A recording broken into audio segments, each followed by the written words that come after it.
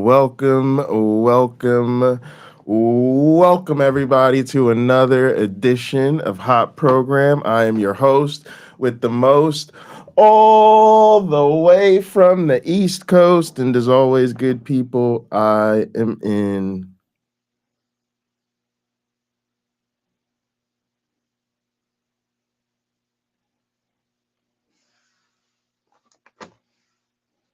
airplane mode. And now a 52-year-old man that is away from his wife and child and living in his mother's basement. A man who needs no introduction.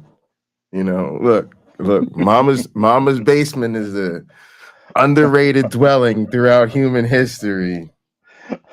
It's got many a grown man through many a Hard times. times, yes. Hard times. Well, this one is bigger than my rental unit. My mother-in-law's suite in California. It has 2 bedrooms down here that are finished. So yeah, it's good to be back. And happy Father's Day to you, Pocket Locker, and Yeah, happy everyone Father's in Day, our audience. Whether everybody. you're a mom or dad or neither, happy Father's Day to you. Happy Father's Day, happy continued Pride Month, all that good stuff. hmm Um, so yeah, how are things otherwise? Yesterday was an exceedingly good day, I have Well, to that's say. good. Yeah, I don't say that about many days, but yesterday really was. Uh, New job's going well. I want my wife's coming the baby next week or at the end of this week. I'm interested in giving my wife a break because those of you who have children know they go through phases where they're very needy, and our daughter is very needy right now. So she's not giving my wife a break to get anything prepared so we can get out of that house and get it sold.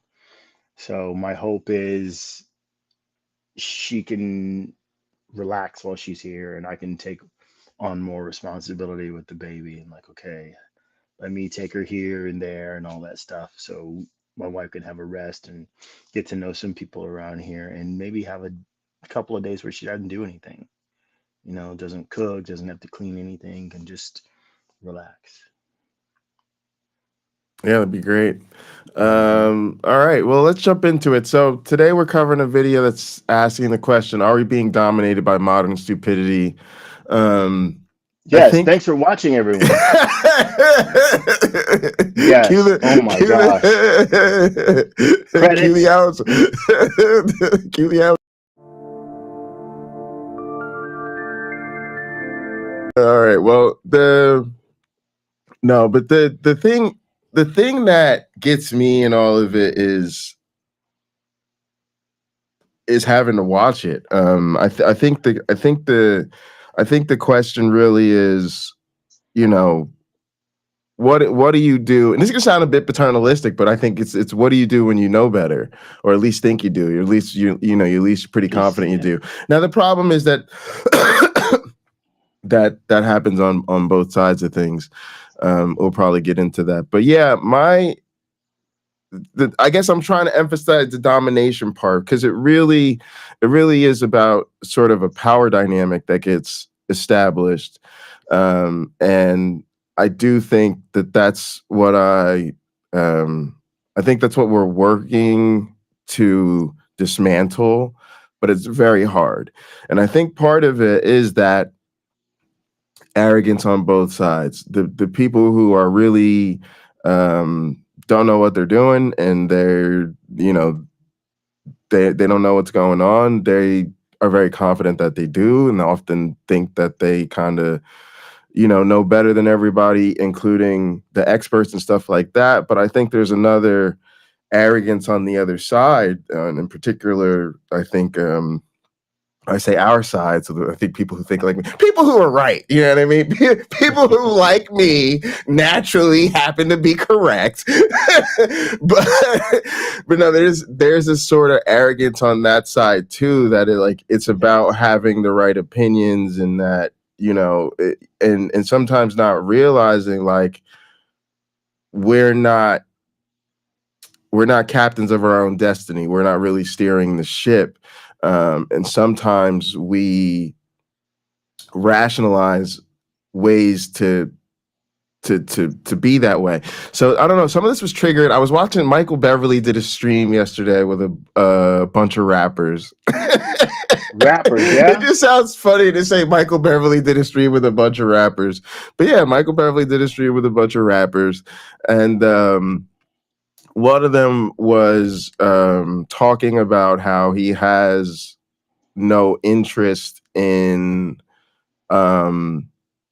like opposing religion, basically, that he's an atheist, but that like he has no interest in going actually against religion in any sort of way. And when he hears his rap from like earlier in his career or earlier in his life, he cringes because I think he hears himself as like an angry atheist, like lashing out against religion. And I was trying to say, I think you need to like find some of that anger and energy again, because I think a lot of people fall into it because it's like I think you go through a personal journey, and for a lot of people, that you hear a lot of people talk about an angry atheist phase. I hear this particularly out of Caucasian men. I mean, they're not the only people say it. I've heard other people say it, but they tend to say it a lot. And it's this angry atheist phase. And I've come to, I used to just, it used to just irritate me, and I didn't know why, but I've come to accept that I think it's they're describing their personal journey. Like I struggled my way out of this cult. As a result, there was a phase when I first kind of figured it out that I was really angry, and then they feel like they lashed out, in their music or their content or their relationships, whatever it might be. And then I think they move into maybe some sort of reconstruction or just some sort of acceptance of the new lay of the land, and they kind of move out of that. Just for a lot of people, I don't know, that's carrying that type of anger like that, I guess, for that reason. When it's a personal process, you just tend to cope and deal and process differently. And so what I was saying is, I think what for me anyway, my perspective is like they need to refine that anger, but now part of the collective struggle. Like it's not really about you as an individual deconstructing anymore, but it's about you recognizing what we're about to get into. Are we being dominated by modern stupidity? Yes. Religion's a huge part of that.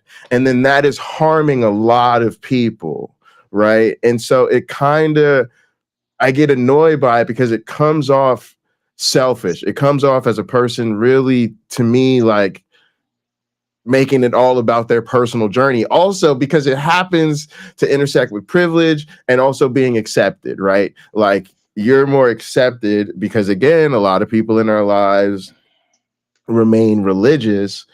They're more comfortable. You're more comfortable for them if you're not the angry atheist, if you don't actually have any problems with religion, if you don't have anything to say about religious people, you know what I mean? You just don't personally believe. Like, what I'm trying to get people to acknowledge is the's a lot of, and that's what we're getting into, there's a lot of social pressure to be that way. There's a lot of social pressure to be that way. And so it's easy to kind of go along to get along, as we would say. But again, like that is not serving us because again, it creates this power dynamic. And unfortunately, the people who don't know, the ignorant people, the dumb ones, they're way more comfortable filling power vacuums than we are.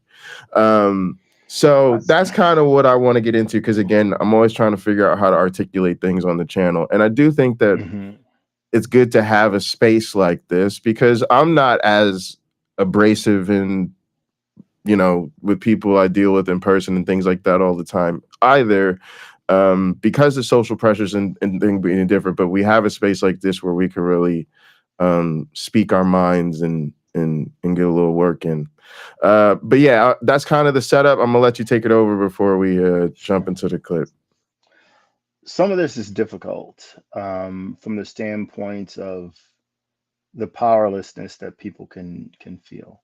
If we're if we take it from a religious point of view or a non-religious point of view, having discussions with religious people, um, we non-believers can stake the claim that, hey, I think it's wrong that God watches with, to borrow a phrase from Hitchens, folded arms, um, as the priest assaults a member of the congregation, especially the younger they are, the worse it sounds to us. But God just lets this go on. Couldn't we say that a more loving God, a better God, would stop it? We would. We would. So automatically, Definitely, yeah, with with yeah, with with almost no effort, we could improve upon the God that they believe in. And if we ask them, well, what do you think of that? They would agree that it would be better if things like that didn't happen. But they're in a tough spot. So just keep that in mind, because now what we are asking them to say is that God is not perfect. What we're asking them to say and admit to is that God has terrible judgment. And if the reply is, well, he's using it for his own purposes, to, right. So he's selfishly glorifying himself at some point, right? And look at how he did it. Like, that is awful. It is destructive.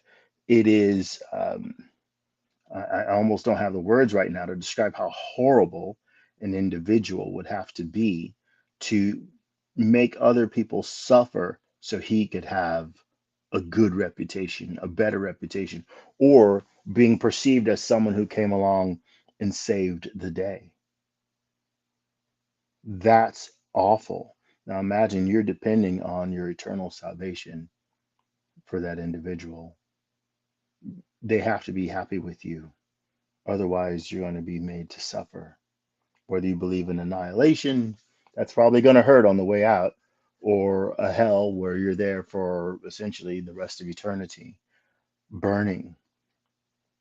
They have it tough because we've asked them to not have an impossible standard, but a standard equal to the one they have for themselves or that society has for them, right? We're asking them to apply that to God when God just violates yeah, all that, yeah. just walks all over it, craps all over it. And so they realize in those moments that what they believe, the God they believe in, is imperfect. That is harder than us realizing that our parents aren't perfect. We probably already feel that a little bit when they take a toy away from us. Well, if you had better judgment, I get to keep my toy. So let's take it with a grain of salt. Now, in my opinion, religious programming helps make people more susceptible to bad ideas because they're told that some of these bad ideas that are built into their religion make the world a better place, keep the world safer from what sinners and miscreants and ne'er-do-wells, right? That's the point of view. So if you believe that a guy walked on water, you are more likely to believe it when someone is lying to you.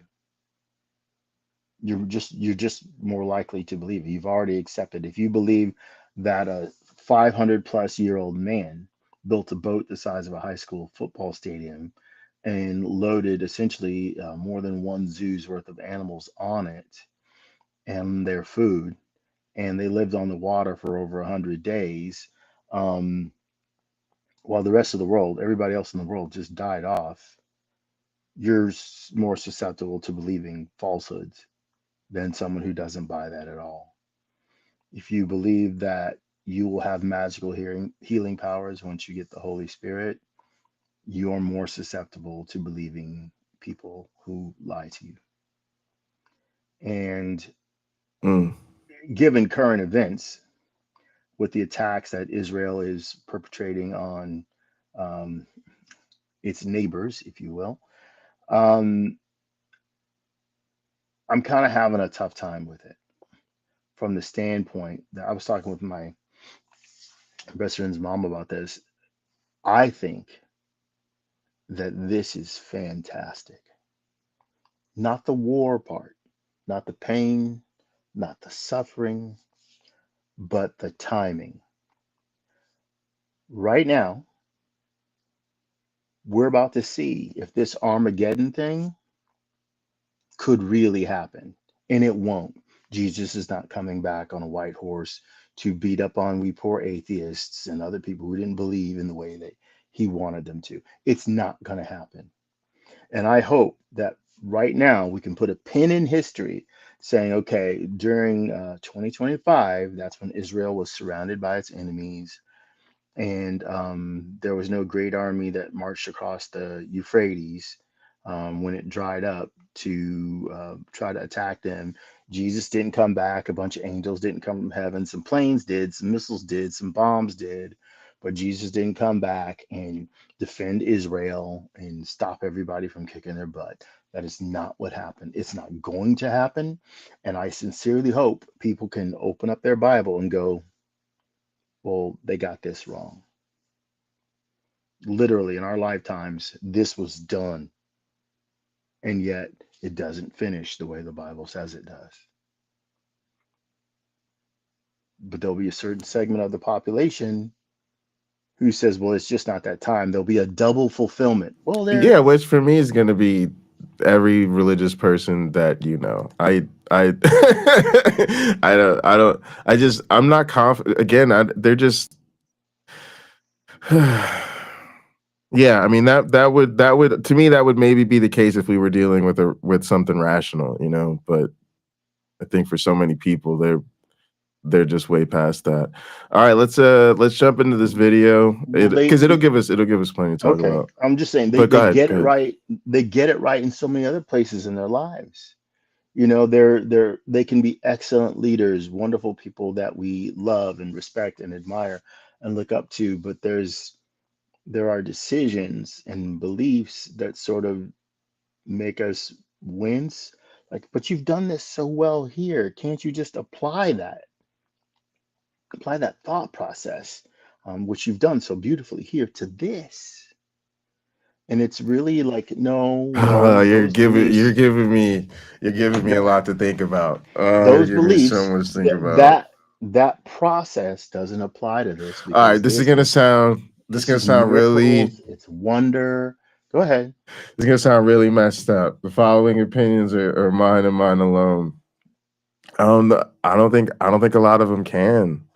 I think what I'm feeling right now is a lot of what we see is fake. Like it's a very fake self. Like I think if we really got critical with these people, one they're not doing a lot as that's as impressive as we like to think it is.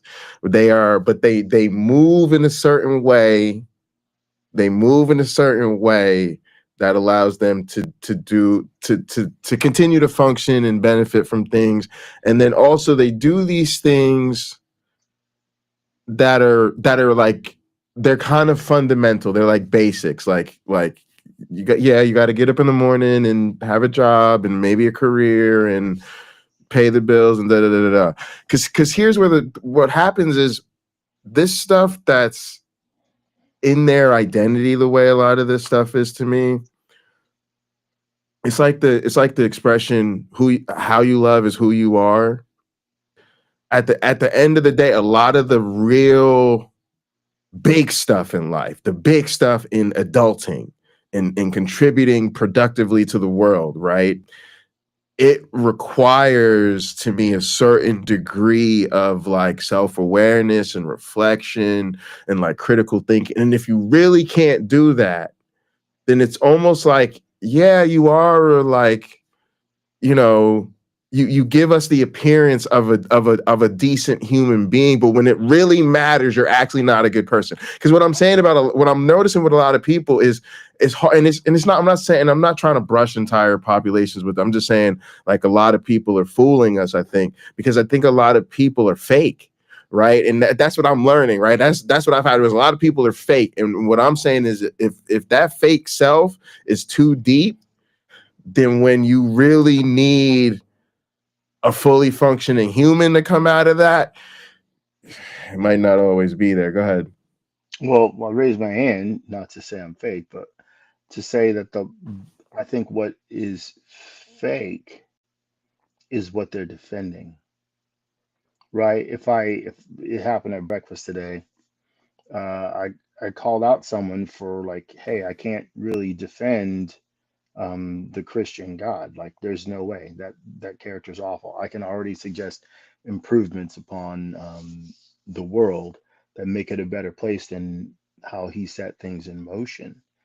And if you're going to sit there and defend the way it is, because you believe in that God, that's to me, that's the fake part. Because had the conversation been about something else, if I had simply said, would the world be a better place if it were like this? They would agree to me because the stakes are different, right? They don't Oh, have to that's very defend their, interesting. Yeah, yeah, they don't yeah, have to defend their yeah, faith. They can yeah. simply agree with me. It's we see it when we watch Will the real Slim Shady please stand up?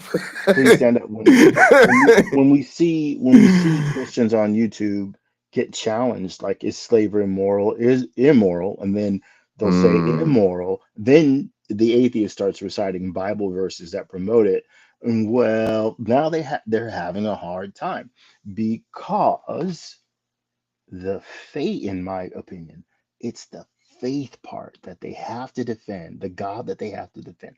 That's the part that is fake. mm. That's the part, not their personal integrity, because they will say, well, that's what God chooses. That's what God, not what they would choose, because they're already Yeah, better, yeah, right? They're yeah, already better, yeah. and we know it. I kind of get bothered when people push it, and then it kind of becomes insulting for that person to have to admit that if that's what God prefers, that's the way it should be. And I hate seeing them do too much squirming. I think the moment they squirm, move on, move on in the conversation, because they basically, you can see from their body language, they can agree with where you're coming from, and they just don't like that. Somebody like me, I find that abhorrent, and I would, if there was a God at all, I would say, I'll be honest, you're disgusting for having it be that way. Yeah, so that's kind of what I get at with a lot of this. At some point, it's like it's it's hard to continue to put it on them. That's the thing. That's the problem with centering them to begin with, is that they're wrong and they're attached to a fairy tale. And so then to the extent that we get attached to them, their approval, their participation, um, we are now also caught in this, because it's like we've now committed ourselves to cooperating with them to the point that we won't actually be successful at our own goals without them, because we're committing so much of our energy and resources to getting them to work with us, that if that doesn't actually happen, the opportunity cost of focusing on them is gonna make it so we're not successful out of growth. That's kind of what I'm starting to see. I think, and all right, we gotta get into the video, because Okay. I want to repreach this man's sermon. So, all right, here, Next, let me, next week on a very special hot program. yeah. If I told you that the greatest danger to humanity is not a lack of intelligence, but a silent, collective form of mental pollution capable of turning brilliant minds into accomplices of their own destruction. Is this Imagine it. is this about A MAGA? renowned scientist spreading lies, a Not respected really, professor but I supporting think hate probably that's speech, why they did it. a loving father putting his own children at risk, not out of malice, but out of stupidity. But this isn't the stupidity you imagine. We're talking about an invisible force that transforms clear-thinking people into puppets of the system. This is what Dietrich Bonhoeffer, a Lutheran theologian, witnessed during Nazi Germany. He didn't see monsters. he saw neighbors, colleagues, spiritual leaders, turning into instruments of evil through a kind of functional stupidity. And the most disturbing part is that this is not happening out there, but right here, with people like you, like me. It's a theory so unsettling, so precise, that understanding it might be the difference between keeping your mental freedom or becoming another cog in the machinery of those who profit from your alienation. When we think of stupidity, we usually picture someone with low intellectual capacity, a caricature of obvious ignorance. But that image is a comfortable disguise. The stupidity that truly threatens freedom is much more subtle, insidious, and above all, collective. It does not live only in individuals. It inhabits systems, expresses itself in automated behaviors, in truths nobody questions, in rules everyone follows without knowing why. Stupidity at that level is not a personal defect. It's a sociological force. It acts like a virus that silently spreads through culture, education, institutions, and once internalized, it turns common sense into an invisible prison. People stop thinking not because they can't, but because they no longer need to. Society thinks for them. What's normal becomes their compass. What's accepted Can you becomes pause it real moral. quick? Can you pause it? Yeah, go ahead. Okay, I want to give a Dietrich It is a little Bonhoeffer. quiet. No, that's okay. I want to give a Dietrich Bonhoeffer quote, but this person just said something hugely important. He said, society thinks for them. That's what we see today, right? So many people gravitated to Trump. He's telling them what to think. So many people gravitated towards Rush Limbaugh. Literally said on the air that he would tell people what to think, give them their opinions. He literally said that.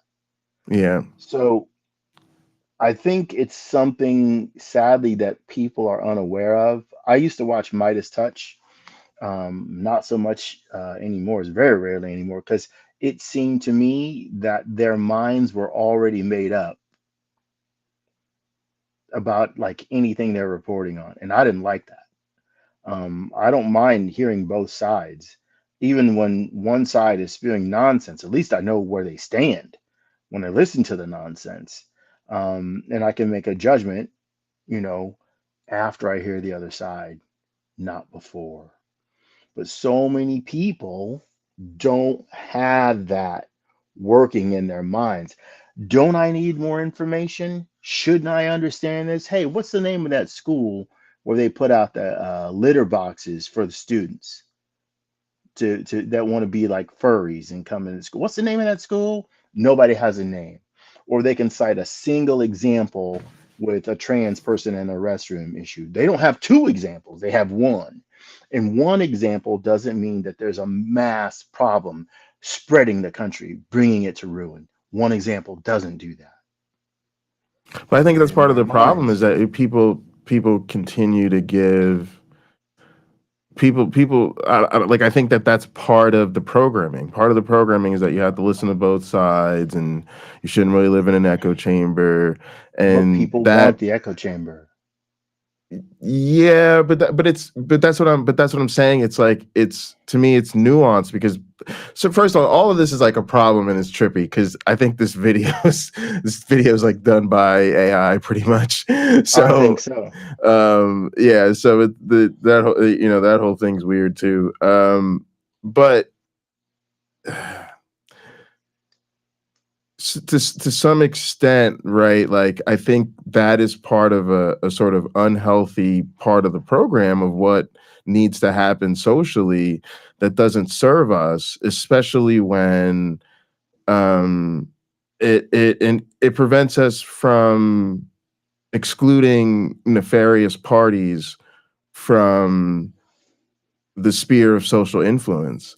I absolutely think at some point people, you know, a lot of these right wingers, they should be deplatformed. They should not be able to go on cable television in front of millions of people and spew lies. They should not be able to be on people's feed with this made up nonsense. And you realize that people's minds are precious, and like when you educate people, you just teach them the good stuff. You teach them there's bad stuff out there. You might even teach them how to recognize the bad stuff. You might even use some of the bad stuff that's currently out there as an example of bad stuff, but we're not going to use it as, well, you got to make up your mind between this and that. No, we're going to tell you 2 + 2 is 4, and anybody tells you that it's anything else is wrong. And so yeah, it's kind of a nuanced thing, right? Because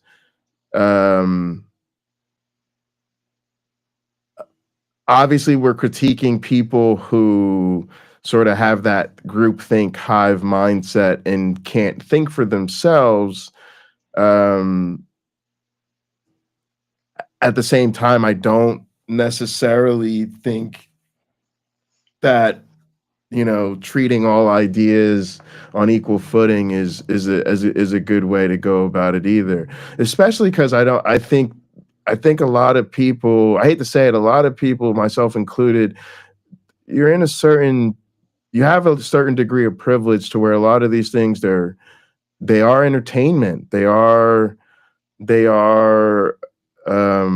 luxuries. They're intellectual exercises. Oh, I like to see how this side of the aisle dude has their rhetoric, and then I like to see how the other people are there. If you can think like that, you're in a pretty privileged position, and you know, like, because when things really do kind of matter, like, I hate to see this stuff, because I hate like what are we doing? Like, I feel like I'm like right now, like it's like a cognitive, like Tsunami's talking about, it's like an out of body experience. But I feel like I'm in a world as a Black man where I just see so much fucking racism, and so many people keep finding excuses to give racist the respect that they deserve and all this attention, such that now, like, a party of racism that has always had racism at its core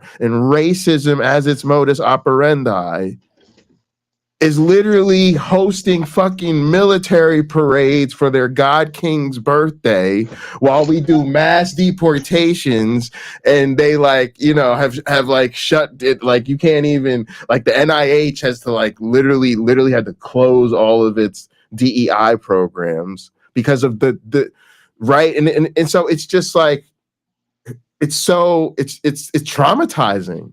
It's traumatizing. It's like, why? Like, why do people want to talk to these people? Why do people want to listen to these people? Right. But it's just so deep ingrained that you have to give these people the time of day. But I'm like, you know, to whose benefit? Because to the people, because it doesn't feel like, it feels like this is how we all die. we all die because we were having debates on YouTube when we should have been hanging the wannabe dictator in the streets. But see, I don't think that's the solution either. I think the solution lies more in educating people, and a large number of the population can have their minds changed. Look how low Trump's approval rating is. It's not like he lost to himself essentially by a lot, in that before he got started in his second term, people were more optimistic. Once they saw he's a terrible manager, for a second time they're seeing it. But what did they? Yeah, I was going to say, what did they think of his last performance?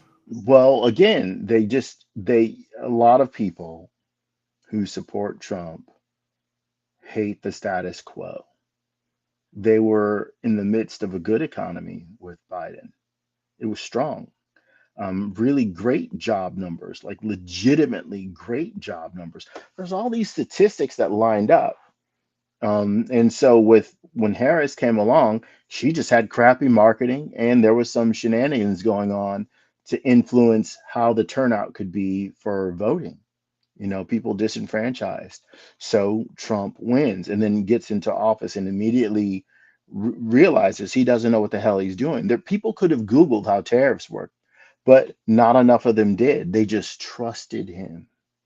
Now, many of them see they can't just trust him. They see, oh my gosh, he didn't just lie to them, he lied to me. But I And if just they, I want them to be offended and hurt by that. I want them to react appropriately to that, which is, I'm going to pull my support for the guy.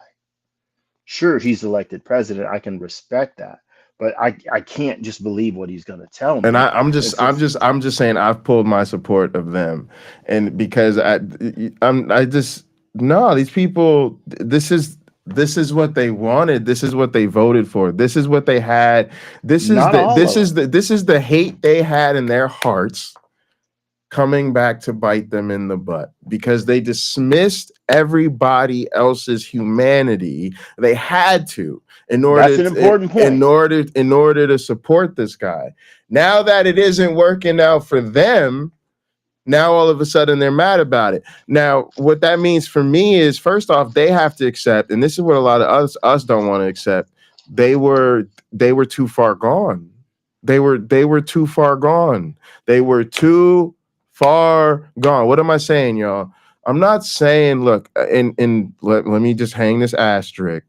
When people are trying to change and they're working really hard to become better people, we should provide a welcoming space with them and hug them and embrace them. And okay, but these motherfuckers ain't doing that, y'all. We're not talking about people that are trying to work and improve. We're talking about people who did not.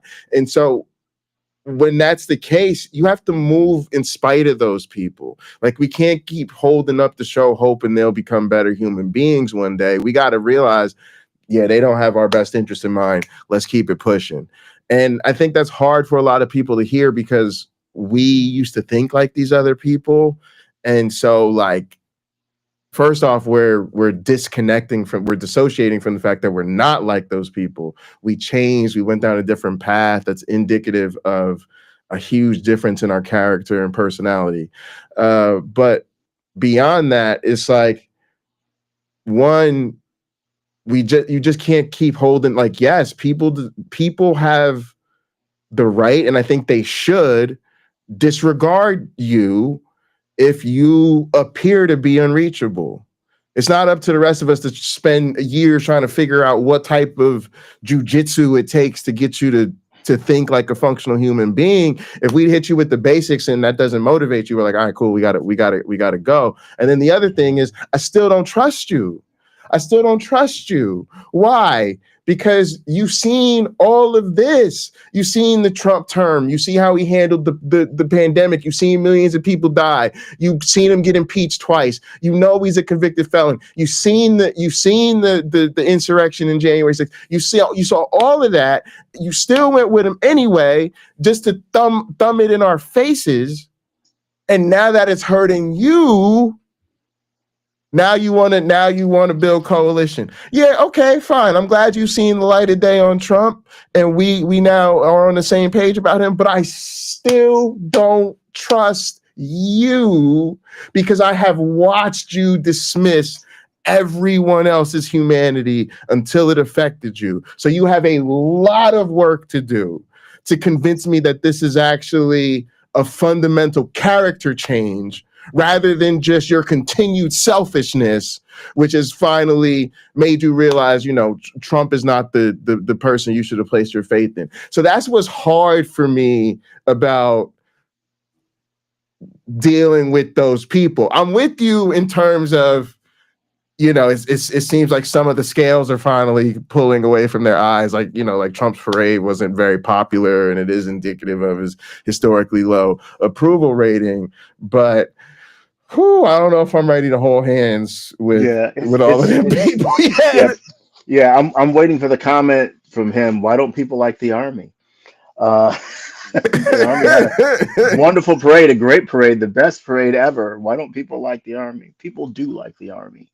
Um, but I think it's interesting. What we have to understand is that I want to get to this Bonhoeffer quote, is that we now know that the person, not only can they exercise poor judgment, but they can do it multiple times, and you don't know when they're going to switch and go back to it, right? Um, I'm pretty sure I've read this on our Oh, you show know what they're going before. to do too, my one black friend? Get ready for these people to plead the blood of Jesus. Oh my goodness. You know what? Yeah, bring them on. Like I said, come on down, Jesus of Nazareth. Come on down. You're the next contestant on The Christ is Right. If he gets it, if he can make it here, just come on down, and he can go to Megiddo and beat people up on his horse, and show them, like, just because you have a tank, I'll be like Indiana Jones. I will defeat you. Just because you have nukes, I will defeat you. That'll be fantastic, and hopefully, he can. I'll give him an iPhone or something so he can live stream it. Um, Bonhoeffer stated I think this was an essay he did on stupidity, I don't recall. The fact that the stupid person is often stubborn must not blind us to the fact that he is not independent. In conversation with him, one virtually feels that one is dealing not at all with a person, but with slogans, catchwords, and the like that have taken possession of him. He is under a spell, blinded, misused, and abused in his very being. Having thus become a mindless tool, the stupid person will also be capable of any evil, and at the same time incapable of seeing that it is evil. This is where the danger of diabolical misuse lurks, for it is this that can once and for all destroy human beings. Yeah, that's where I feel like we're at with religion, because it's like you're literally worshiping the monster, and apparently you're incapable of recognizing the evil that's right there. And if you can't do that, it really does become a question as to why the rest of us trust you. They're really, I just gotta say it, y'all. There are bad people out there, and there are also things out there that make good people do really bad things. So Mhm. The everyone does it becomes justification. And the most terrifying part, this stupidity is functional. It serves to maintain order, stability, and above all, power. People who question too much are dangerous. Thinking too much slows down the system. The machinery needs obedient parts, not restless souls. That's how the ideal citizen for any regime is shaped: democratic, authoritarian, or corporate. Someone who consumes, votes, shares, and gets outraged, but only within allowed limits. Someone who believes thinking is having an opinion, even if that opinion was implanted by an algorithm or a TV host.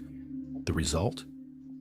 A mass of individuals who believe themselves. it's so weird though, because this channel is killing me. Like, I like uh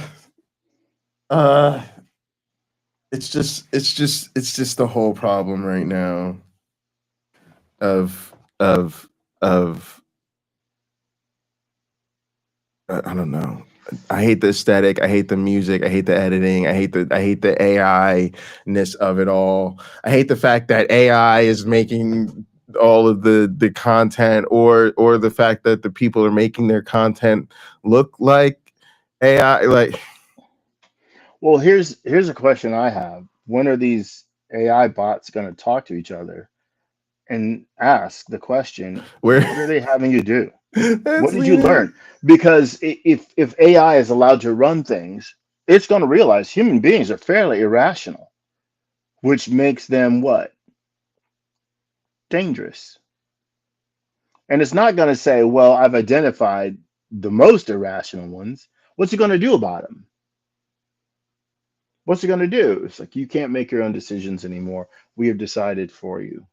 We have decided for you. I got an insurance bill for health insurance.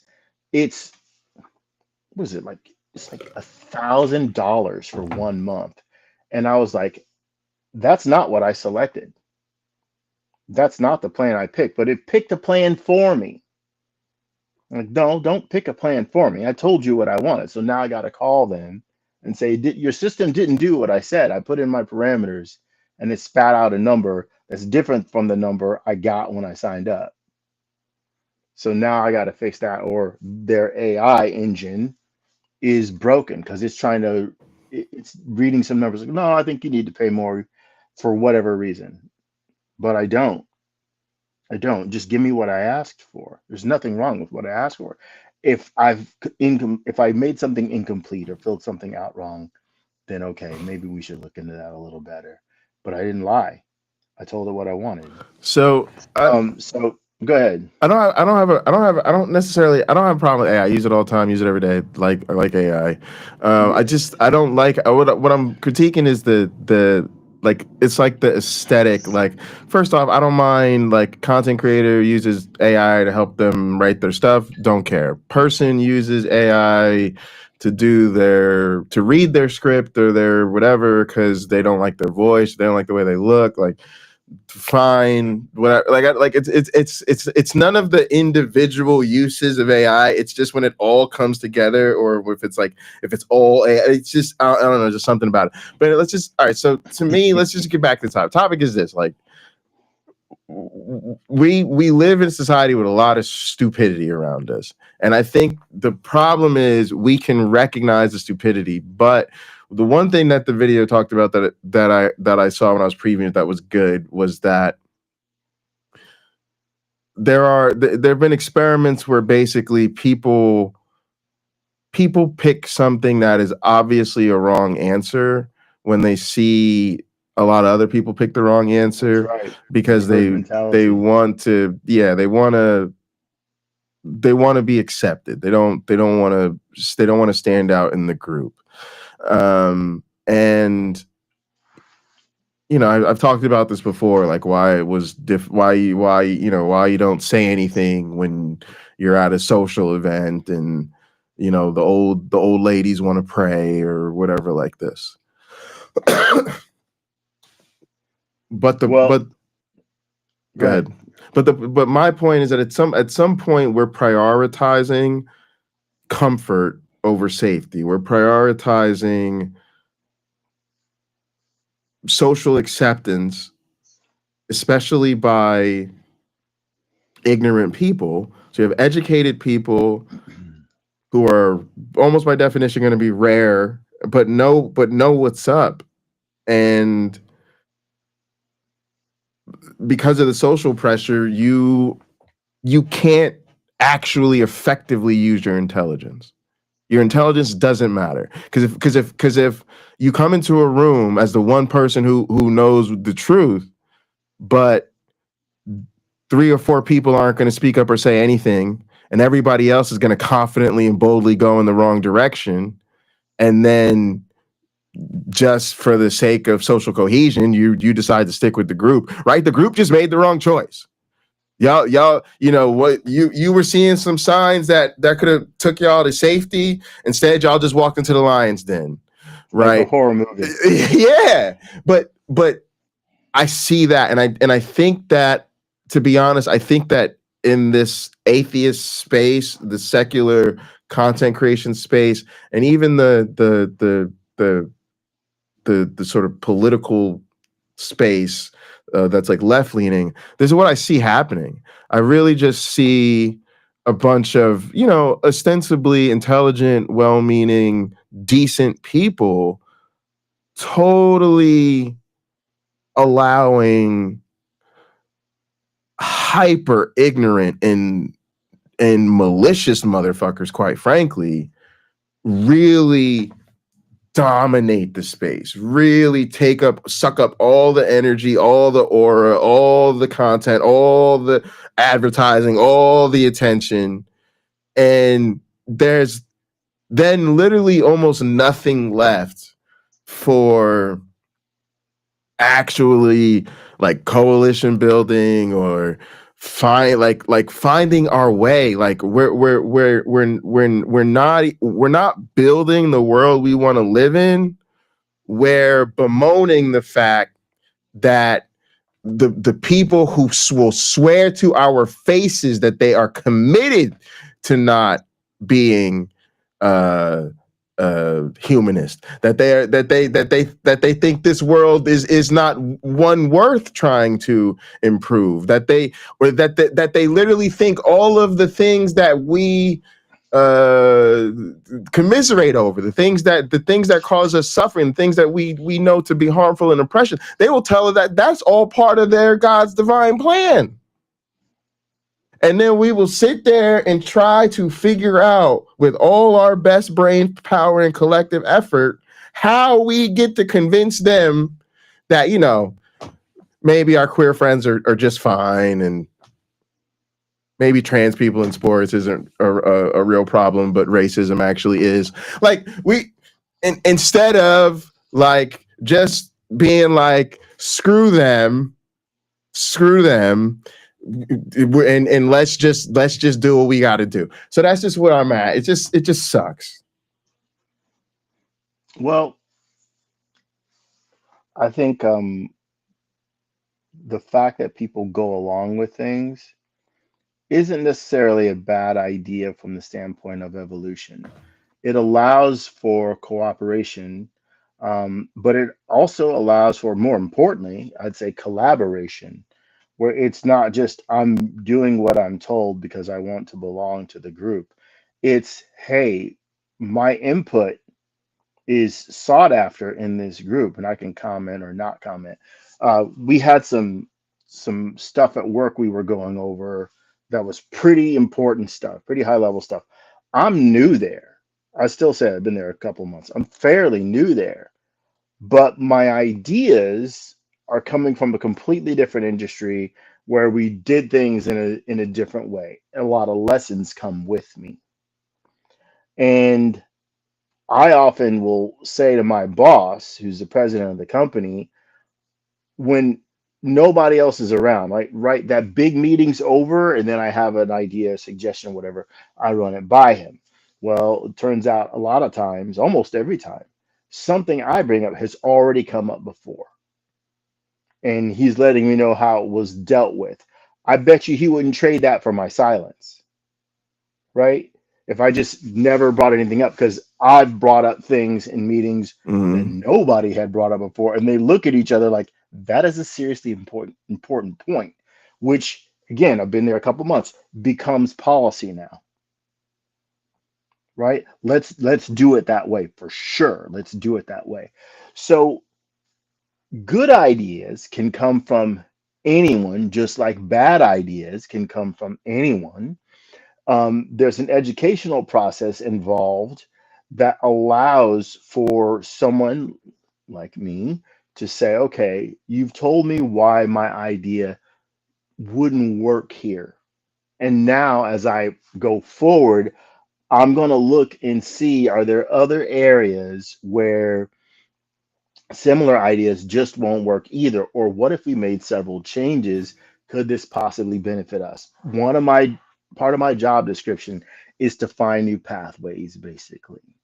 Now, let's say we take somebody who thinks their questions or their ideas are stupid and they never speak up. They may be sitting on the best ideas, or they may be sitting on the worst ideas. We won't know until they speak up. Let's hear them out. And we've all heard someone say something. We've been teenagers. We've heard someone say something that was just stupid. The reply isn't to tell them your idea is dumb or your idea is stupid. The process should be, well, let's think that through a little bit more. Let's work that out a little bit more, or ask them, did we hear them wrong, or something like that. Really seek understanding, because in that moment, if that person is wrong, they're susceptible to being taught, not just talked down to. And I think we have to remember that there's that opportunity. What if all Daryl Davis did was insult those Klan members, as opposed to seeing something of value within himself and wanting them to know that because he saw something of value within them? Hey, you should drop that prejudice, and here's why. You know, we can agree, we can just stick with the prejudice thing.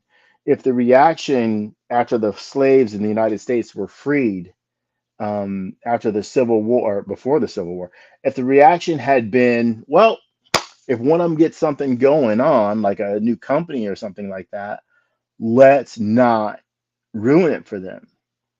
Let's not injure them. Let's not hurt them or harm them. Let's encourage it. Because the more of it there is, the more jobs there'll be, the more our community will see prosperity, the faster we can grow, the more affluent people will become, and we'll have less crime, we'll have less poverty, and so on and so on. What if that attitude had been the one that prevailed immediately? And people didn't think about being vicious or angry or hurtful or feeling cheated. That attitude slowed everything down. That attitude got people killed. It was stupid. It was the probably one of the dumbest possible choices, but people actively still make that choice today to fight progress. Well, I mean, that's another thing to consider is is that really a manifestation of stupidity? Because a lot of times I think it's not, in the sense that I think a lot of people don't understand their prejudices, but I think a lot more do, and I think a lot more move again maliciously. And then I think there's a lot of people that, there's that whole saying, there's no need to assign to malice what you can explain with stupidity or ignorance or whatever. There's no need to assume people are uh trying to hurt other people or whatever when they could just be stupid. But I think that quote's largely not true, and largely misses the point when it's exactly the opposite. There's no need to assign to stupidity what might actually better be explained by malice. That's my thing with a lot of these transphobes, right? A lot of the transphobes, they hit you with the, oh well, I just don't understand this or that has never made sense. And it's like, nah, you're a fucking transphobe. Like, I don't, are some of them confused? Maybe, but I don't buy that confusion, because if you really pry a little further, ask them some questions, they'll take you through the whole damn argument from beginning to end themselves. Why? Because they've heard it before. And it's not their argument. It's just one that's been given to them that they use. Yeah. So that's just an example of that. But yeah, so I think a lot of people, like, they didn't see it as stupid because they were trying to make sure black people didn't get theirs. They saw it as a competition. They saw it as, they look, those same people are still on the side of the Confederates right now. And there's no need for them to be anymore, because they're in charge of the White House. They've taken over the Union. So people want to say, oh, the South will rise again, or the Confederacy. They don't need to come back. They've actually taken over the United States of America. The president is now one of them. Y'all can think I'm exaggerating if you want to, but didn't the president literally just rename a bunch of stuff after Confederates? Yes, he sure did. Isn't that one of his things he loves to do? Loves him to defend some Confederate monuments, statues, school names, and all of the above. So literally that's happening, and we've just again accepted that because we don't want to call people out. We don't want to deal with the discomfort. It's a crazy state that we live in. Well, I think there is a love for bad ideas, and I do wonder if he's if what's going on is just trying to make people comfortable. or uncomfortable. I would love to ask one of these people, what's in it for you, that this remains Jefferson Davis this or Jefferson Davis that? What's in it? What's in it if it remains Fort this or Fort that? I had the fortunate many moons ago when I was living in South Carolina, I had the opportunity to photograph Civil War reenactors. But since I was in South Carolina, darn near all of them were Confederates. And I got to interview them, photograph them. I get the person who was running it said, he told them all, he goes, this guy can photograph you. He has complete access. If he asks you questions, you talk to him. They did like this thing where they fire the cannons, and the leader is like, did you get the shot you wanted? Because we can do it again. I'm like, it looked good, but do it again. And they did it again. That must have cost thousands of dollars to do. So I was dealing with people who were kind, considerate. They saw that I took them in their answers seriously, and I think there wasn't a single one that didn't give me an honest answer. Out of those people I spoke with, not somebody else, the people I spoke with, I don't think I spoke to a single racist that weekend. And actually, it was longer than a weekend, if I remember right. I don't think I spoke to a single racist person, but what I did is talk to people who were proud of their Southern heritage, and they knew that this was an unfortunate chapter, that they weren't showing any hatred or disrespect towards me at all. You know, it's not like the colonel, who is the guy, you know, that was sort of leading over, would kick him out and say, you never come back here again. You're being disrespectful to people. There's no call for that here. But I probably didn't have to go very far to meet some people who fully were thinking this is really awful that the South lost the war and society should be a completely different way and I should have been born a slave, and so on and so on and so on. There are people who actively disagree with slavery that are from the South today that aren't Black, right? And they aren't the children of immigrants. But they shouldn't be. They're not the ones that are gonna want us to maintain traditions of honoring those people. I mean, and a lot of people may not accept it, but again, it's not about personal animosity. They may not be angry towards you or have personal animosity towards Black people. That doesn't mean that them, you know, having pride in their Southern heritage isn't problematic, because that's a lot of times that is the problem, is that a lot of people absolutely hide. But it's like people do now with being a conservative. Like, sorry, somebody tells me they're conservative, they're fucking racist. Like, I don't want to hear it. I don't want.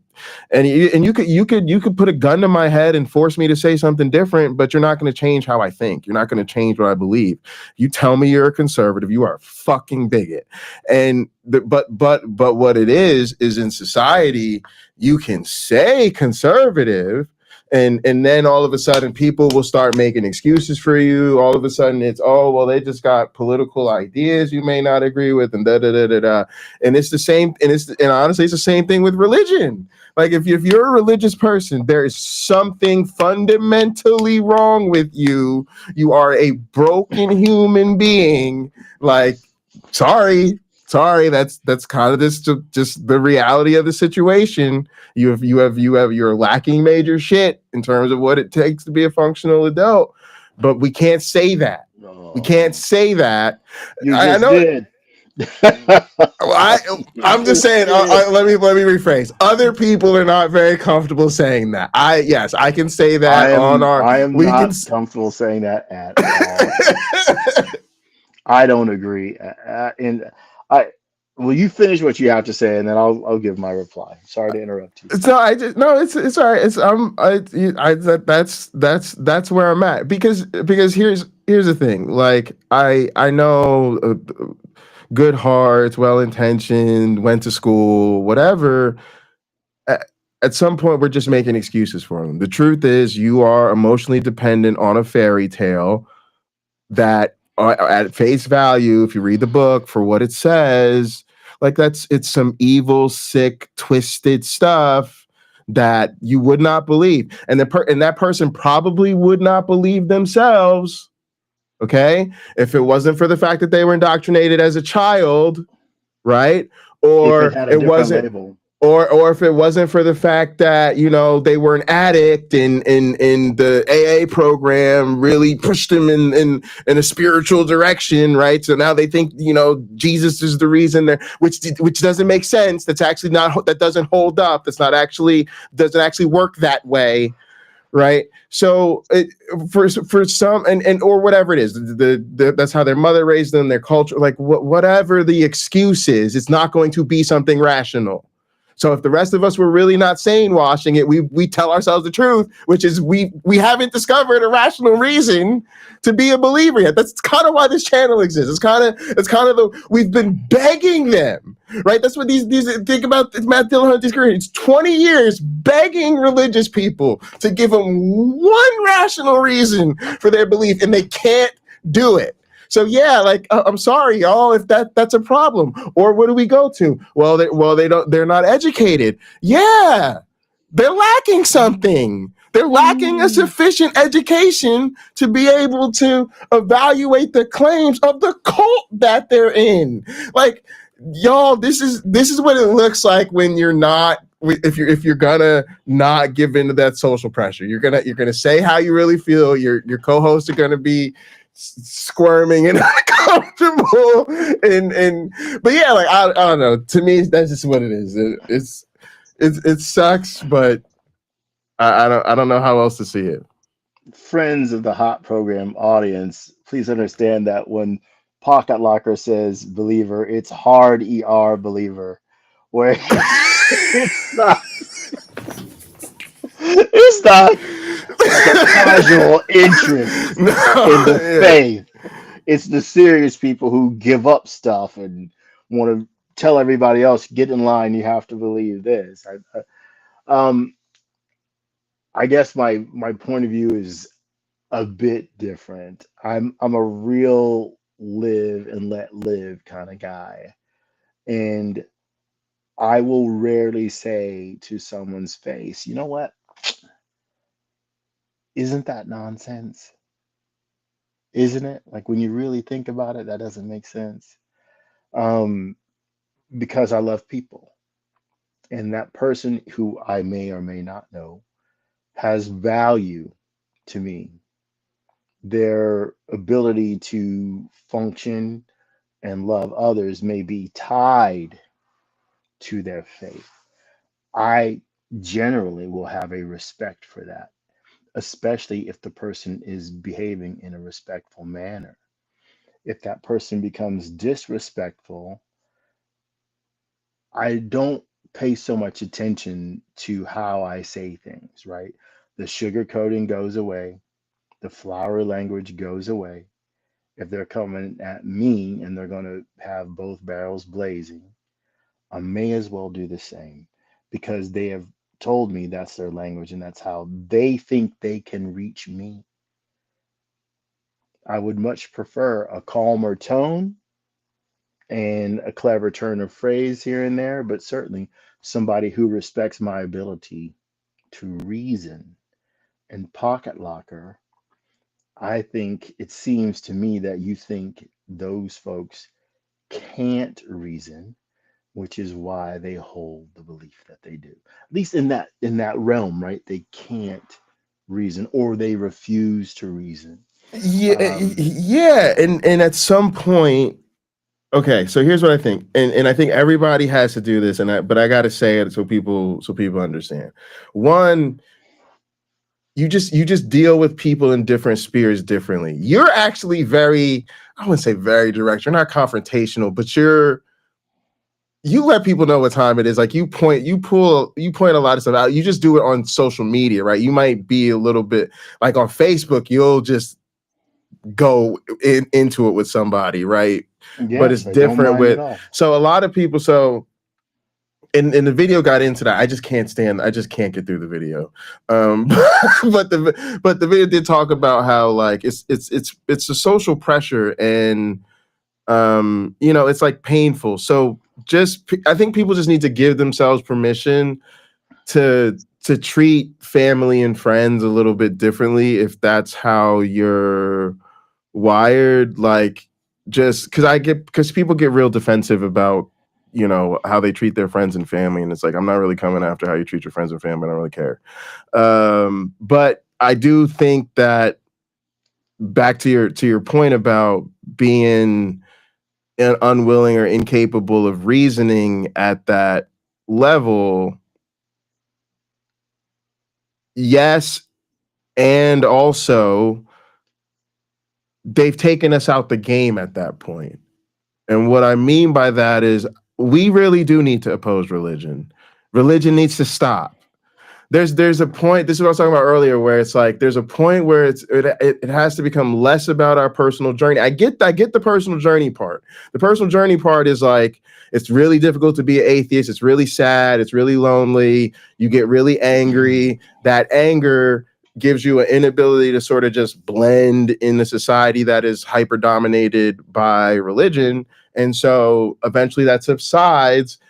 It becomes a little bit easier to get along with other people, and your natural desire as a social part of a social species to be reintegrated into social relationships, like that part of it all makes sense. But we've got to get beyond that, because who cares? Dragons are not true either, but I don't think we need to oppose the influence of dragons in society, because people aren't really doing a whole lot of terrible shit to other people in the name of dragons, unless you forgot that Game of Thrones is not a documentary. So dragons are cool. I don't think leprechauns exist, but I also don't give a shit if people believe in leprechauns. The problem with religion is that it's ruining the world around us actively. And if we do care about people, right? So here's what happens to me. When we're nice to the people, then it's like, okay, they got their respect, we got our respect, but now what happens? They just continue on as before. They keep sending money to their church, they keep attending their church, they keep using religion to justify how they treat other people. And to me, the worst part about it is they're gonna indoctrinate their children. That's what they're gonna indoctrinate their children. Just understand that. And to me, at some point, what I really want to do is I want to stop religion's influence in society, and even more to the point, I want to stop it from being inherited. I want to stop the cycle of indoctrination of generation after generation after generation. And so that's where my opposition comes in. Okay, Pakalak, I have good news for you. I went to 2 parties yesterday. The first birthday party, one of the guests said that at her church, they were having trouble getting volunteers for the children's ministry. So while the parents are in the big congregation hall meeting, hearing the sermon, they don't have enough people who have volunteered to look after the kids. Okay.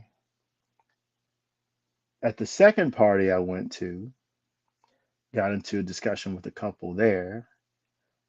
The husband does security at the church and handles the background checks for the people who watch the kids.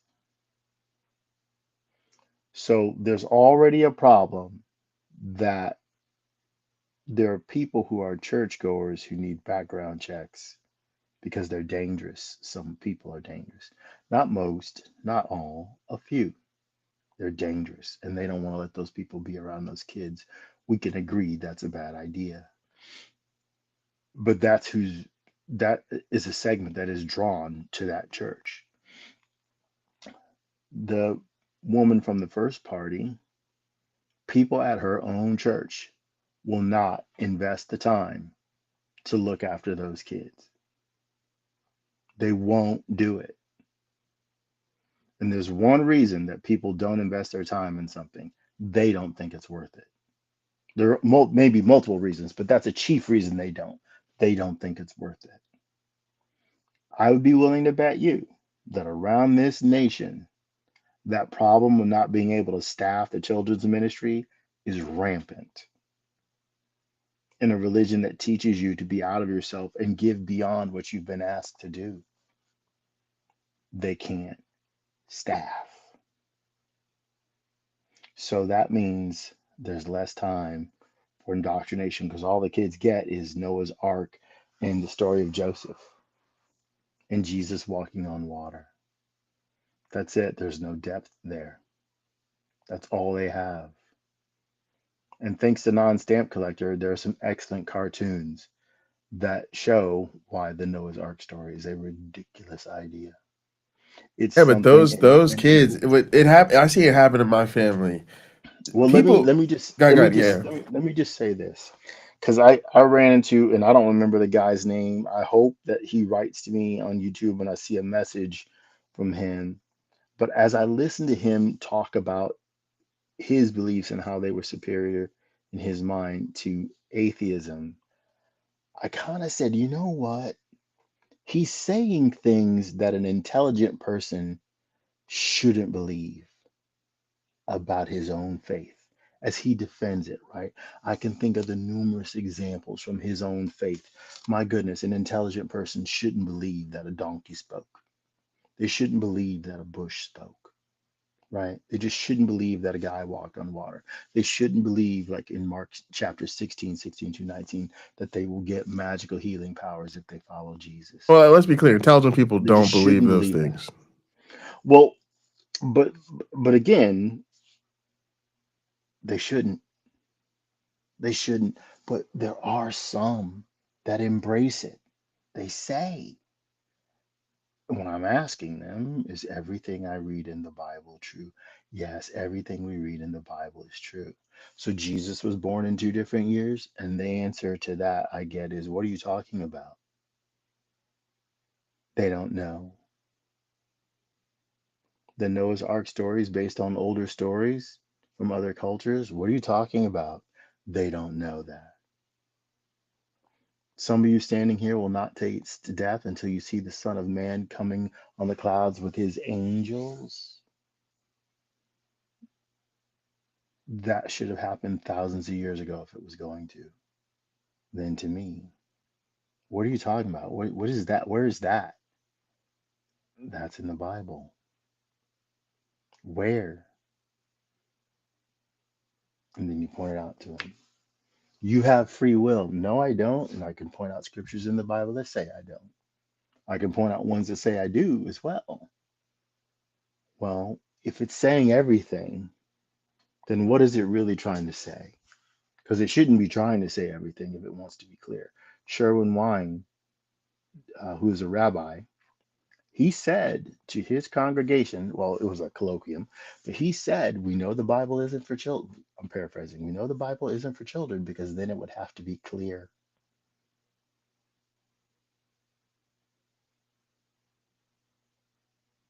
Yeah, it's an interesting question. So my point is just that intelligent people don't believe those things, and what I mean to say is I'm not to say that there's zero people with a high IQ who believe those things, but there are certain things that intelligent people don't believe, and what I mean by that is that the belief is not something that can be the product of an intelligent thought process.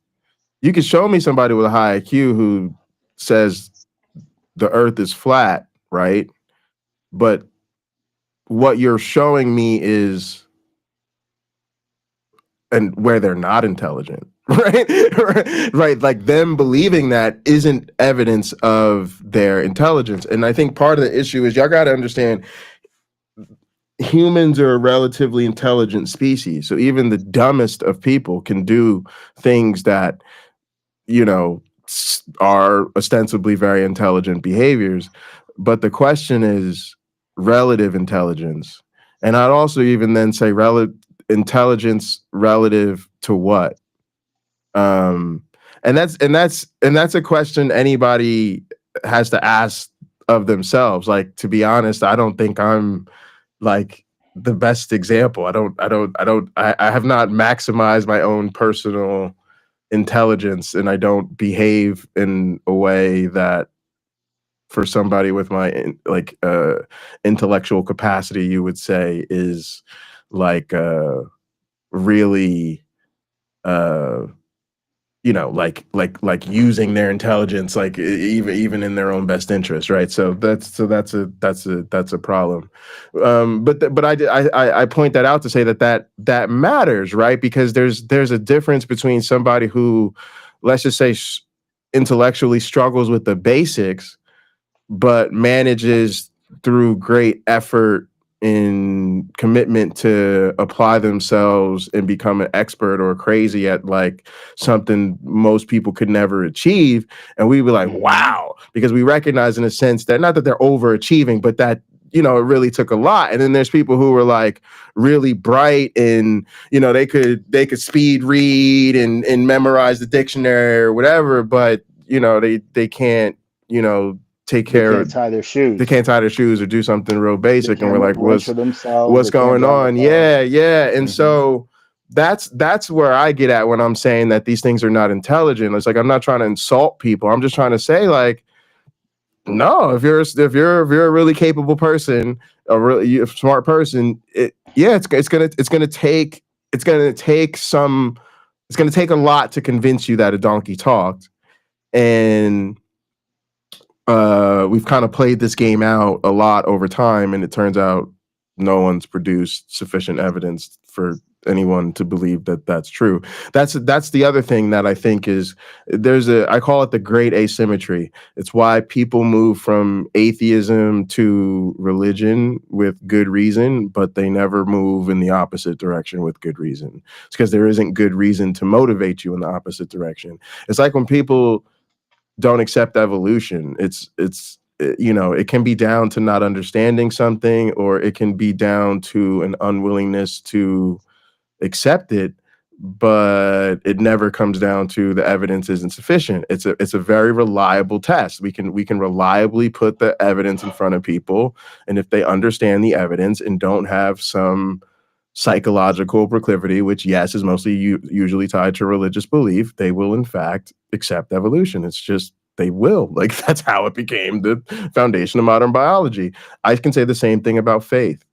If you learn what epistemology is all about, if you start to understand that there are good reasons to believe things and there are not good reasons to believe things, I think you will find it impossible to believe a modern religion for good reasons, or else we'd be religious. Because we've been asking people for this great reason, they give it to us, and we'd be like, damn, that's a really good reason to be religious. I guess I'm religious now.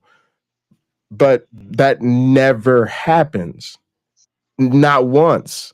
So then I'm comfortable just saying, hey, guess what? Intelligent people actually don't believe those things.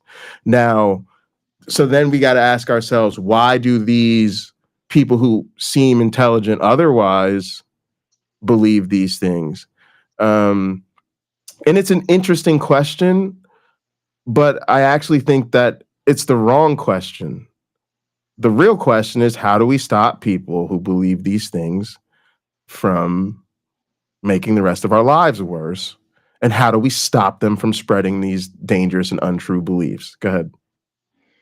I'd like to share a story that was shared with me by a lady I used to work for when I was in college. Her mother would make a holiday meal, say Easter. She would get a ham and she would chop off both ends, stick it in the pan, and bake it. Her daughters grow up seeing this year after year, time after time. One of the daughters hosts a holiday meal. She cooks a ham. She chops off both ends of the ham, puts it in a pan, and cooks it. The mother and other family members are enjoying the meal. And the mother looks at the ham like, where are the ends of the ham? Mom, I did what you did. I chopped both ends of it off. Why? Well, because it's what you did. Why did you chop both ends off? She says, because it's the only way it would fit in my pan. So the mother Yeah. chopped the ends off her ham Yeah. just for not because it made the Right. flavor better, not because it was the proper way to cook it. It's because it would fit in the pan that way. Yeah. Her daughters grew up seeing this, and one of them finally had a holiday meal, made the ham herself, and did the same thing she saw her mother do, Right. only because she saw her mother do it, Right. not because it served her purpose. Her pan was big enough for the whole ham to fit in. Yeah, What we're seeing, that's my case, is that we gotta stop letting people it's pass tradition. this down from generation to generation. Right. But again, I think in that example's case, it's ignorance about why a person does a certain thing. And I guess for myself, I got concerned and rather interested in the journey of other people and their religious practices. Um, and maybe for me, that made leaving Christianity easier because I've seen all these other people with completely different ideas about the nature of the universe, about faith, what a God is, what a God does, the value of the teachings of Buddha, Jesus, whoever, Moses. And I found all of this very interesting, and I could believe in, the Christianity I knew about. I could believe in that without thinking anything ill, without even thinking these other people were wrong, right? I made no, it astonishes me when I look back. I made absolutely no judgment about them being wrong about what they believed. And I had only ever challenged one Jewish friend to convert to Christianity. Just one. I didn't say anything was wrong with Moses or Elijah or Joshua. I didn't have any commentary about that. I just didn't want my dear friend to go to hell. She's a lovely person. Hate to see her have to look down through a cloud and see her suffering in hell. Like, she's too good for that, God. You should know it. But there are people who don't make that leap. And they do look at other people like, but they're deceived. They believe in that false God over there without giving thought to, hey, how good is the God I believe in? And when I challenge religious people, that's what I challenge them on. More so than, look, the Bible gets stuff wrong on page 1. You see the stuff I put on Facebook is like that. Like, it's got page 1 wrong, guys. If it They starts worship a out bad, monster. I think that's what that's they part need of to it hear. too. No They doubt about worship the that. monster. But they Um, don't see the God of the Bible as a monster. We can help them. We can give them an assist from the Bible's own pages. It doesn't take much. The mistreatment of Job, right? The mistreatment of Jonah, the mistreatment of so many other people, and God is perfectly comfortable with it. Killing his own kid, fine with it. Just fine with it.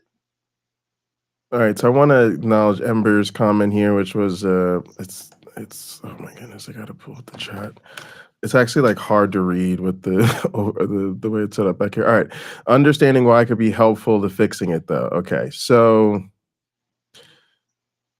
and this is not something Ember doesn't know, but just want to address the limitations of understanding.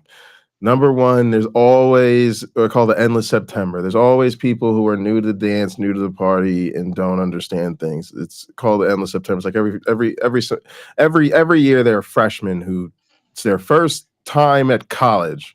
They don't know any goddamn thing. So that's just a phenomenon of people. The other thing Mhm. is understanding is usually the first step. I think people overvalue understanding, especially when it comes to things that I say have some sort of element of a social change component. When you're really, because to me that's the real goal. The real goal is social change, particularly in the direction of a more secular society. And so understanding is the first step, but for so many people, especially people with privilege, that tends to be where they start and stop. And for so many people that are like activists or people that are trying to help things, they stop there too. Oh my goodness. Well, I hope they're now more aware. They've got some understanding. We can all go home now and sleep better. And I would also say it's important to recognize when we do. And I think this is the place I'm at with religion. It's like, well, I'm so uninterested. So I think we do understand it. We understand the mix of indoctrination and the sort of emotional dependence it creates in people. We understand the cultural side of it in the sense that, you know, people, the number one thing that predicts your religion is where you were born and who you were born to. We understand how religion affects people's psychology. We understand how it affects their development, on and on and on and on and on. At the end of the day, it's still not true. It's still sitting on some bullshit, and it's just time to it's time to move in spite of it, and when necessary, against it. And yeah, I just want to throw that out. So I'm not, and so yeah, I agree to understand is important, but for my, I think we're in the what I call the jig is up phase, y'all. I really just want us to stop obsessing over it. I really just want to they're wrong. It's time to. So I was trying to talk to Kip Davis about this yesterday in Michael Beverly's chat, which is the idea that like in education. Oh, go ahead. I'm sorry. I'm gonna listen. I'm gonna mute myself. Yeah. I'll be right back. Sure. Jester said thanks for the $2, Jester. Really appreciate the super chat. The other lesson here is to teach people how and why. Yeah, when you can. So look, when you're teaching, right? Sometimes you just get out the red pen, right? And sometimes you just have to give people, you just mark shit wrong. Like you got the wrong answer, right? That's like a really, I'll tell you one of my favorite things to do with students. One of my favorite things to do with students is to go over their exam. Why? Because it shows that a student really is invested in their learning when they want to know what they got wrong. And there's a certain way in which that's one of like the great times in education, because it's like, you know, a student was probably given materials, they were given things to learn, they were given resources to help them prepare for the exam. They studied, they put their time in, you know, they thought they did what they could do in terms of covering and learning the material. Exam day came, they showed up, they gave it their best, right? And now they're realizing, oh, I didn't do as well as I thought I would, or whatever, I got a bunch wrong. And it takes some humility to say, hey, can I, you know, make time in my schedule outside of class to come see you during office hours or schedule an appointment so that I can go over what I got wrong on my exam? Absolutely, no problem. Love to. Okay. They come in your office, we sit down, we pull up your exam, and we go one by one over every question you got wrong and what the correct answer was. And a lot of times there's a conversation there about they had the right answer originally and they second guessed themselves, or you know, they confused one vocabulary term for another, or you know, there's an activity or a resource that they thought they got and they should have, you know, revisited or looked at again, or something I went over in class and tried to tell them. They're like, oh, I remember you going over that in class. I don't, you know, I really shouldn't have got that wrong or whatever, right? So you have those conversations. Why am I bringing all this up? Because that is part of education, y'all, is telling people they're wrong. And I think that like, all right, so here's one of the things I wanted to bring out about this video.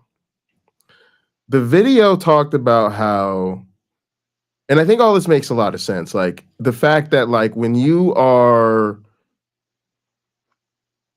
out of step with the group, or you know, your sort of fear of being isolated, it's visceral. It triggers the same part of your brain as being physically assaulted. It's like violence, right? And it's so easy for us to use that and say, well, oh, now we've got to coddle these people and just understand them. They have hive mindset and they can't break off from the group and they're just too emotionally attached. And I'm like, nix all that. That's not the real lesson here. The real lesson here is to use that social pressure on the other side. It's to make people feel like we won't accept them. Yeah, I'm telling y'all, right? The answer is cancel culture. The answer is social ostracization. The answer is consequences for being on the wrong side of history. What you have to do is you have to provide the counter pressure.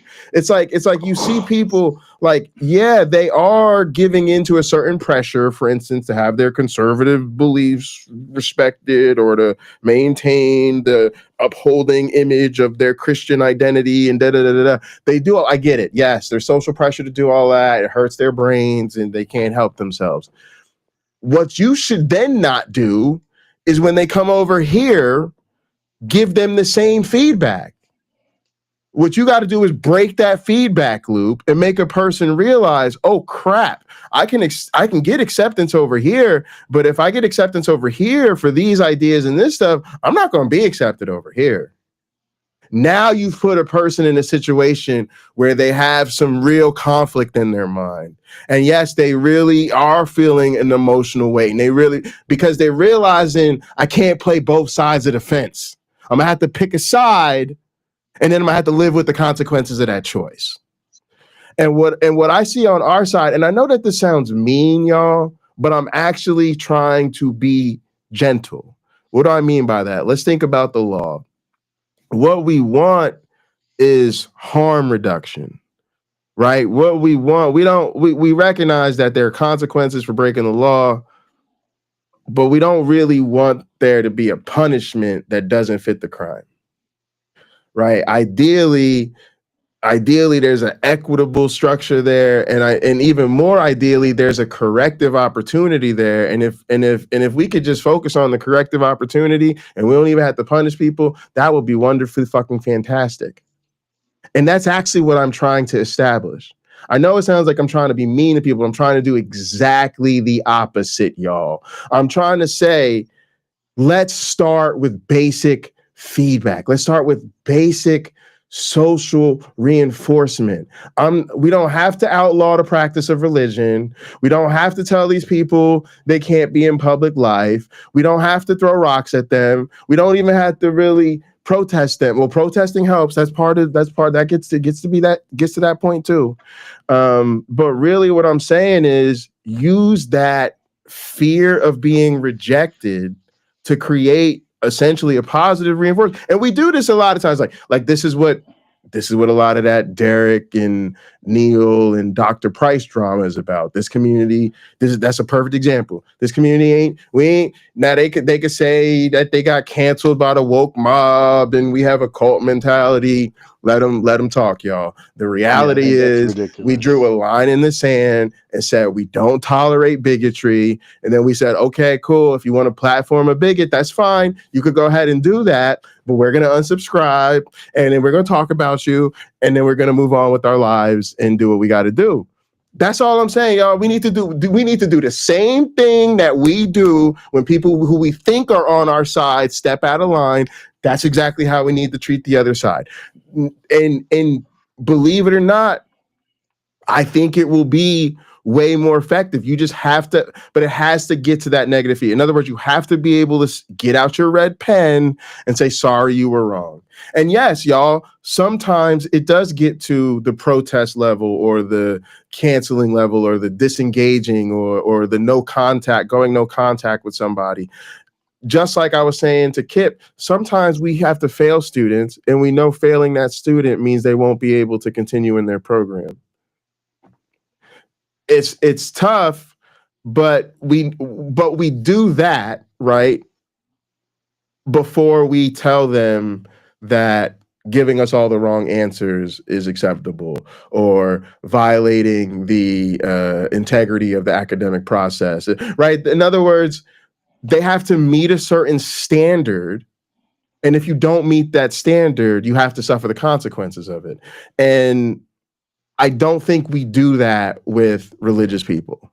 I think it's very clear that they have a double standard when it comes to morality, that they have a double standard when it comes to what they'll accept and believe, that they have a double standard in terms of it being a normal, rational person who needs good arguments and evidence in every area of their life, but is willing to believe Noah's Ark because the Bible said so. So I think calling them out on it is actually the nicest way to go about it.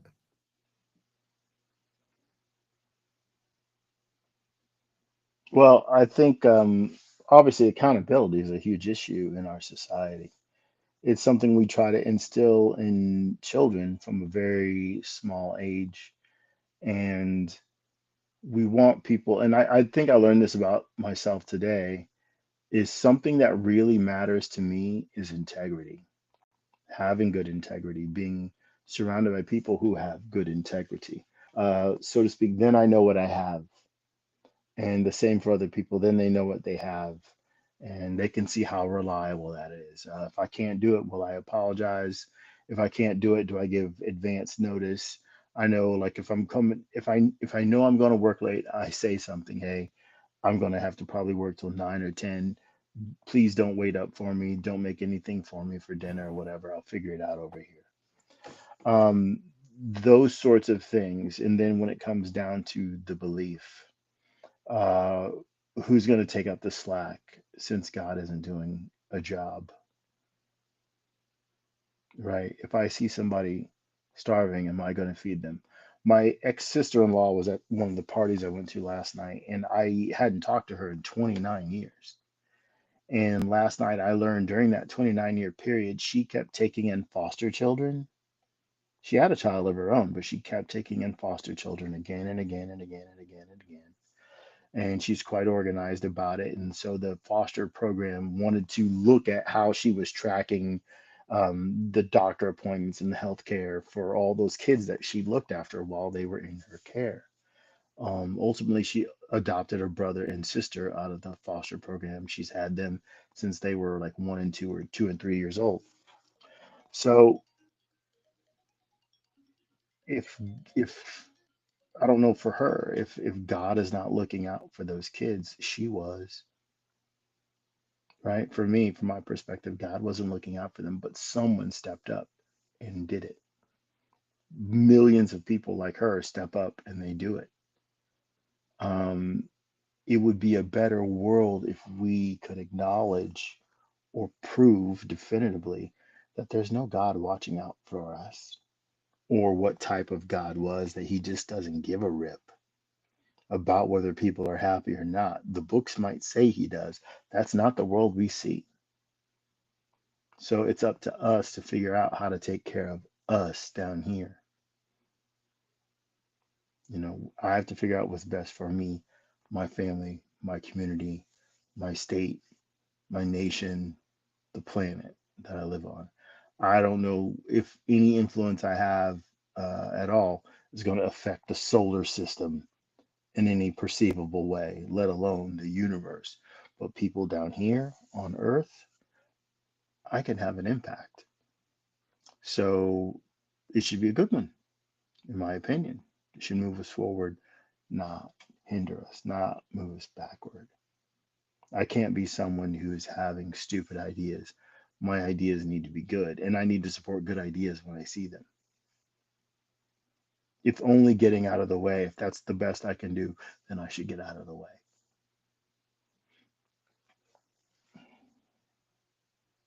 Yeah, yeah, exactly. Yeah, I don't know how they do it. I don't know how they do. I don't know how they see everything going on in the world and just keep pretending that there's a God that loves them and is in control of all this. I don't know, quite to me at this point, it's just quite frankly on its face an absurd and narcissistic belief that all of these people have. But that's the domination of the stupidity is the fact that we do feel an intense social pressure to continue to esteem people like that and give them airtime and give them space. And I don't know, it's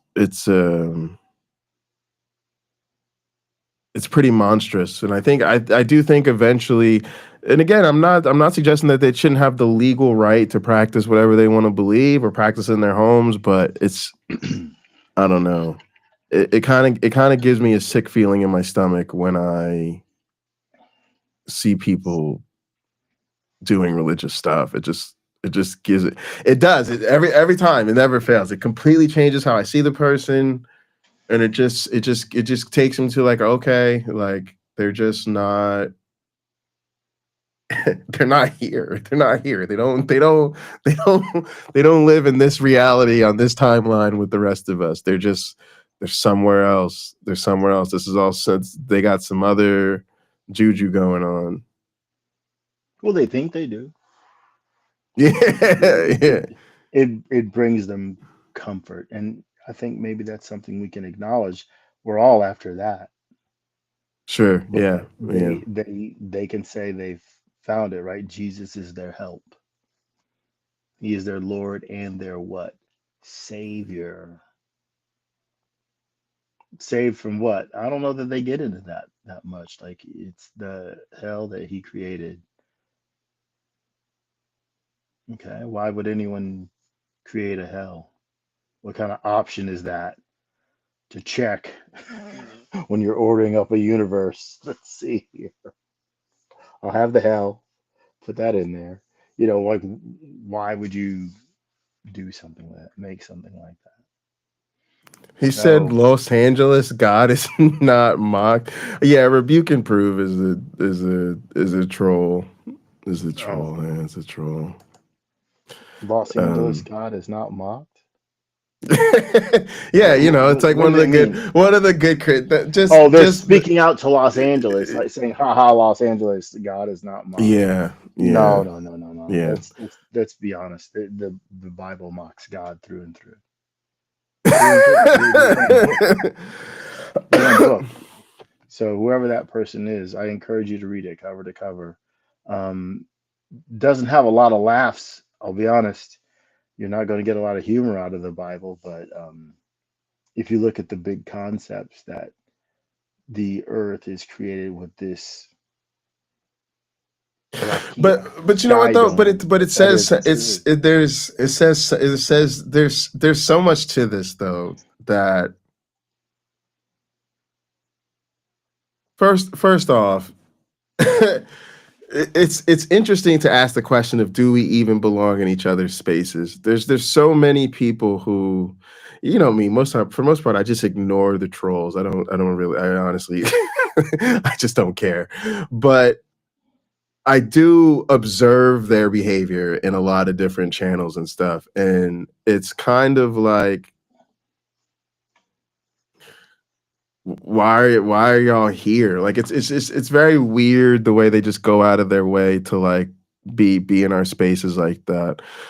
Which we do the same thing sometimes too. And it's very interesting to have these sort of antagonistic sort of parasocial interactions. But it does to me this demonstrate a hostility that I'm not against acknowledging and returning. Like I think largely what I see is religious people have attacked atheism. I think that largely defines a lot of the current dialogue in the moment. If you watch religious content, it's sort of a they had a bone to pick with atheism, especially like as we also have social media and also have platforms and stuff like that. And then I'm like, fine, like cool, like that, like let's battle. Like that's exactly where I'm at. So yeah, y'all feel the same way about us we feel about you. Now what? Now we struggle for power. Honestly, that's how I really see it. Now it's there. That is now it really is us versus them. We battle it out, and we see who's left standing at the end. Go ahead. I have a question for you and our audience. Have any of you ever seen a video where the entire thing is a Christian, not a televangelist, because they tend to do this, but just your every average, ordinary, run-of-the-mill Christian making a video telling Satan how powerless he is in the face of God? And you know what else, Satan? Blah blah blah blah blah. And this and that. And you know what, Satan? Where just the whole thing is that. Because if we saw that, what would we think? That person is freaking insane. Mm. They are insane. But if you substitute the word Satan for the word atheist, atheists, plural, you know what, atheists? And now what they're preaching. Because Satan is not freaking real. Mm-hmm. Yeah. Yes. So people like G-Man would sound dumb as the F word. Dumb. Just dumb. Spouting that off. But if you make it about people you can actually see, because we're tangible, we're actually real, well, then there's an air of, let's hear this guy out. He doesn't just sound crazy. If a mother kills her children and then in court says, God wants me to do it, then is handed the Bible that she swore in on, if it's one of the courts that does that, and turns to the story of Abraham and Isaac. See, God does this, folks. She tells the jury that. Maybe it's an all Christian jury. Then she turns to Ezekiel 20. See, God asks for this sometimes as her proof. And then she says she, in fact, did kill her children, but she did what God told her to. How many people can she win over, even when she presents those arguments from the court's Bible to the jury? How many do you think? She's not going to convince her mom and dad. She's not going to convince the other grandparents or the other spouse that it's true. People will pretty much universally say she is insane. Well, not in a court, they won't say she's insane, but they'll say that publicly, like insanity is not knowing the difference between But right it's and wrong. interesting, like, So she won't. They'll say like this is malicious. It's not the work of God. so mommy said in not. court we have no problem classifying it as mental illness. That's the thing too. In That's court, true. in court, nobody ever 1000%. believes anybody else's God claims ever. That's just which again, that's how we should take it in everyday life, because that shows you how people really feel when the rubber meets the road. You will have a jury of 12 Christians. The person that committed the crime could be from their church in their Bible study group.